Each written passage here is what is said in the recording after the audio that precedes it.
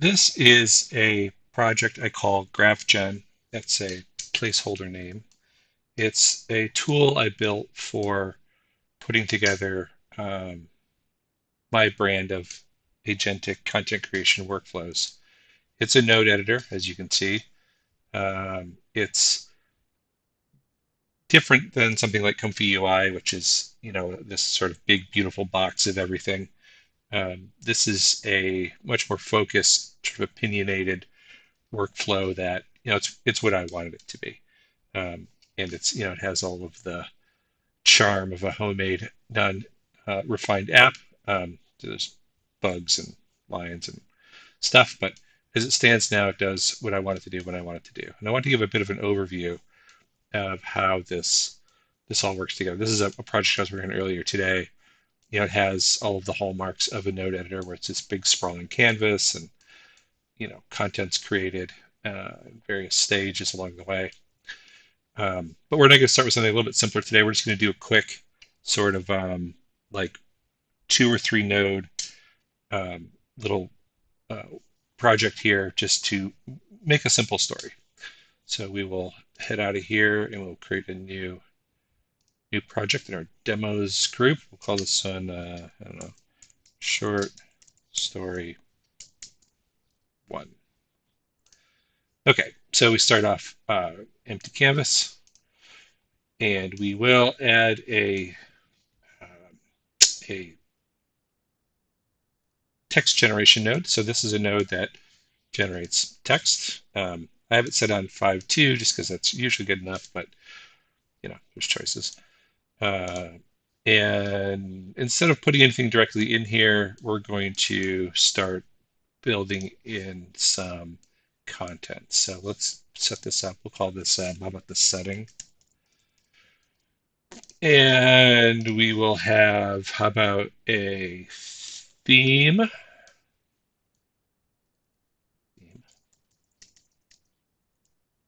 All right.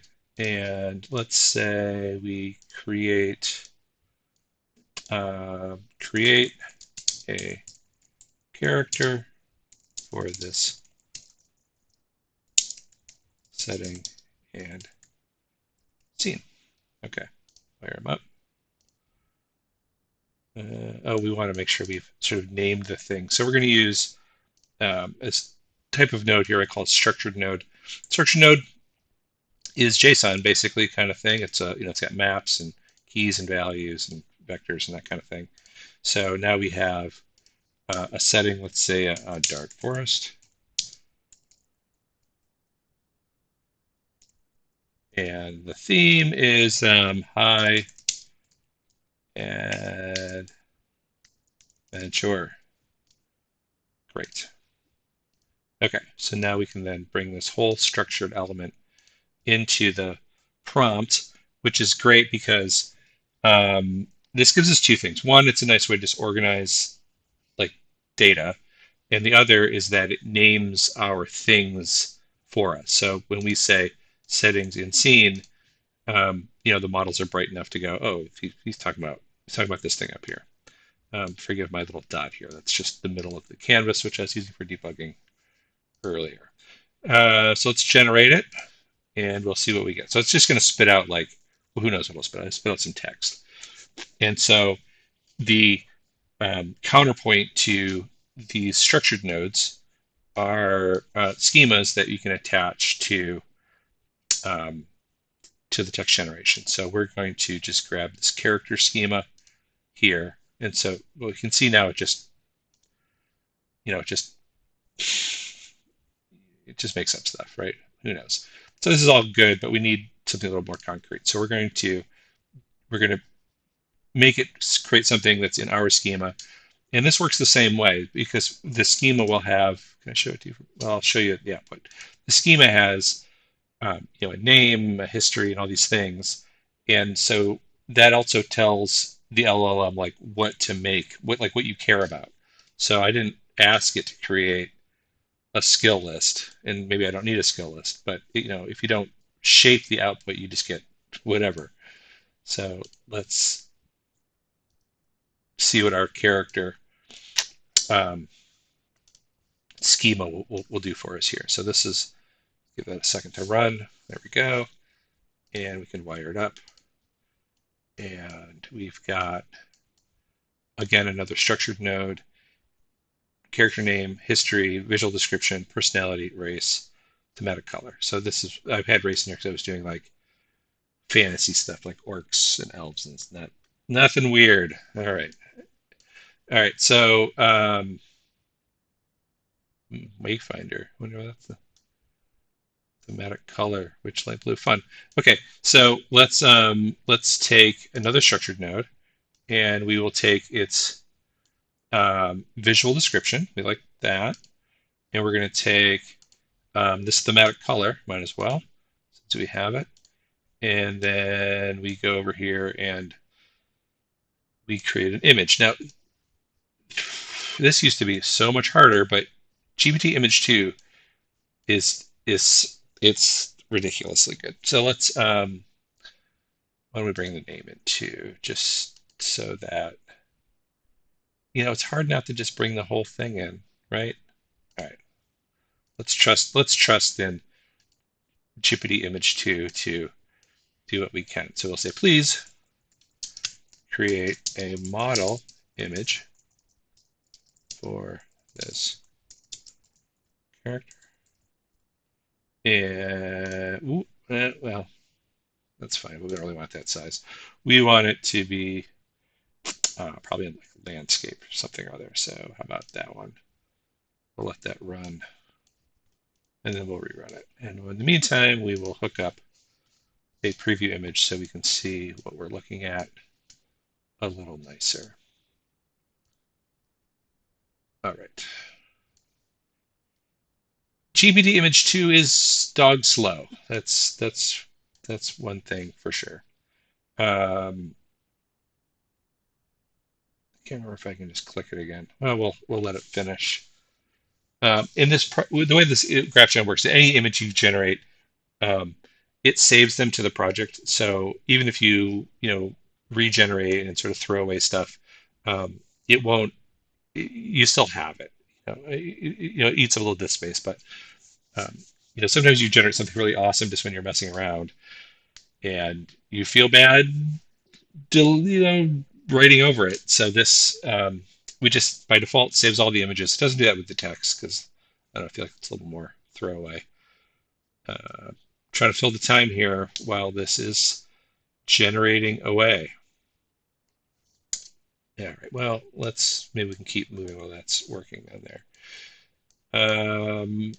Okay, so we have a character. Let's write a story. So we will take another structured node. I feel like I should have come up with a demo with something besides structured nodes, but here we are.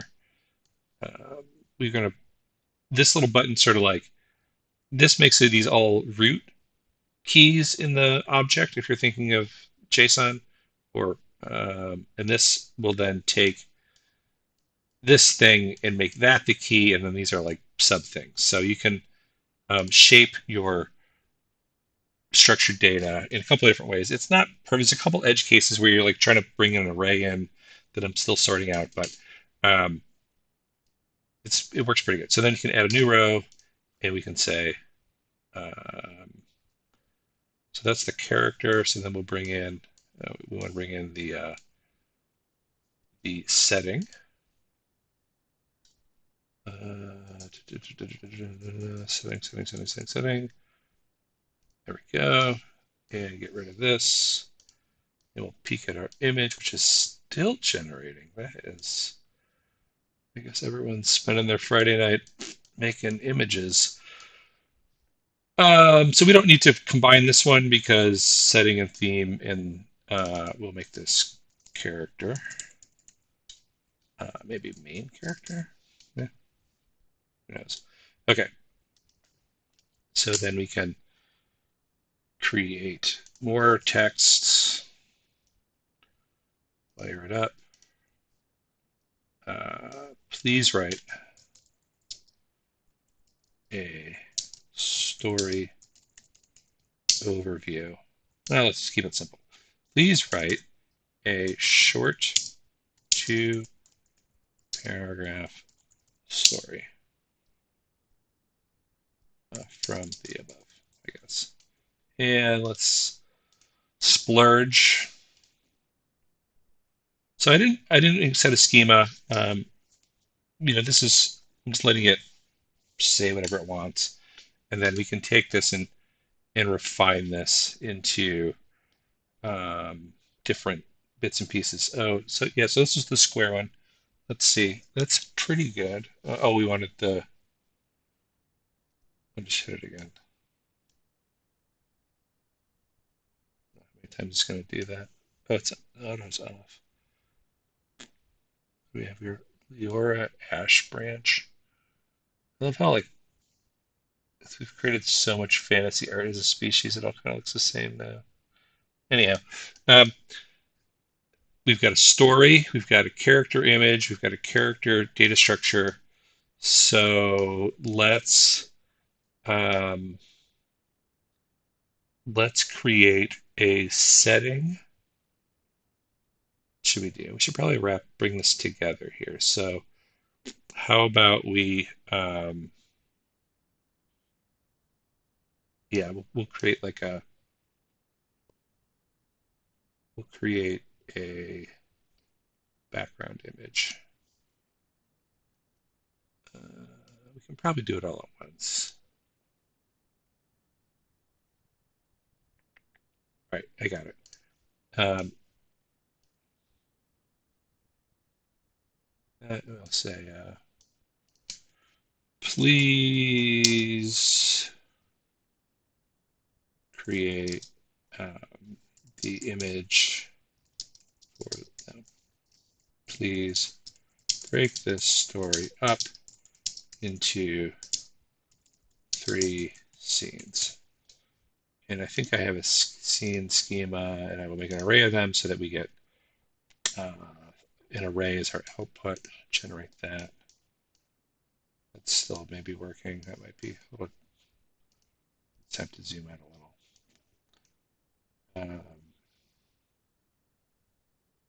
Great. Okay, so yay, another structured node. So this time we've generated um, an array. So we can see there's 1, 2, 3 of these items. This little dotted business here means it's an array of structured. It's just helpful sometimes, especially when the nodes, when things decompose, it's not really clear. These are meant to be the first, second, and third items. So we can just pull again. We will create another text node. Or we can just do it right in the image node. Image node, and we can say, oh, I did it the wrong way. That's funny. Fine, that's just how it's going to be. All right, so we will call this character model, and we will connect it down here.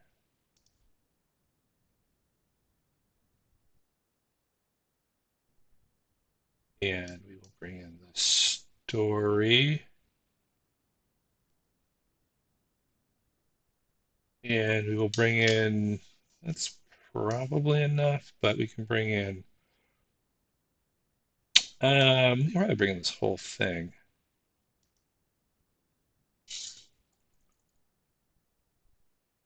Okay.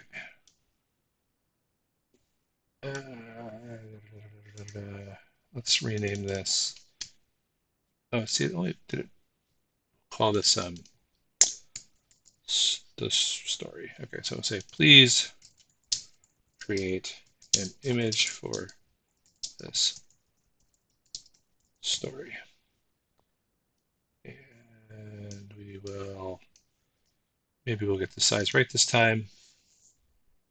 We will make it wide and tall. There we go. And let's just see what we get.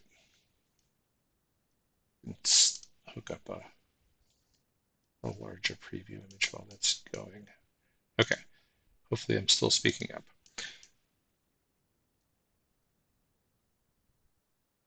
There we are.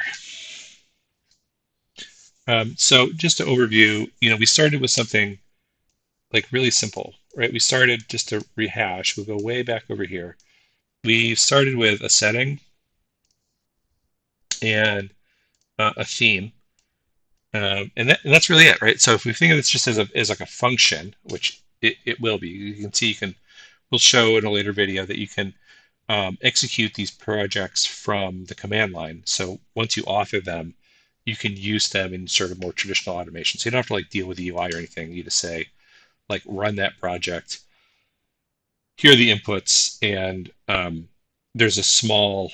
Right now, it's there's a README in the project file for GraphGen that explains to agents looking at it how to build the inputs. But if I publish it, I'll just make that a skill, and then it'll be able to pretty simply say, edit these things. They become your class, if you will, and then when you run it, that's your instance of your object. So inputs in this case are theme and setting, and it runs through this maze of gobbledygook, and out pops an image, presumably one of these days, which we will mark as output. I guess maybe I should have just used the lesser model to help this along for the demo, but voila. So what do we have here? We've got our hero.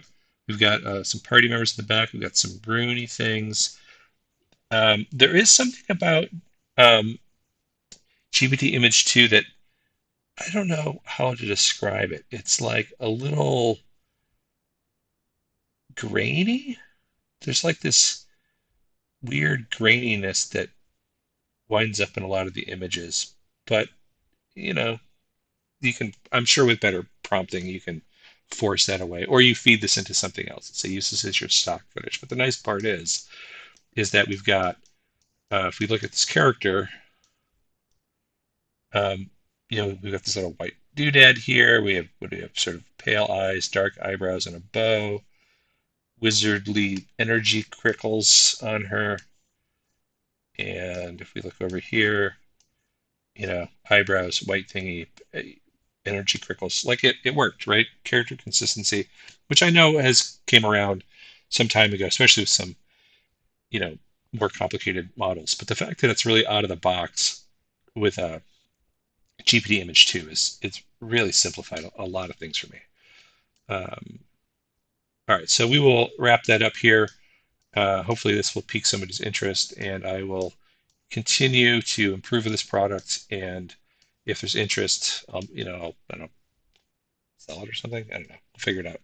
All right, thank you. Bye.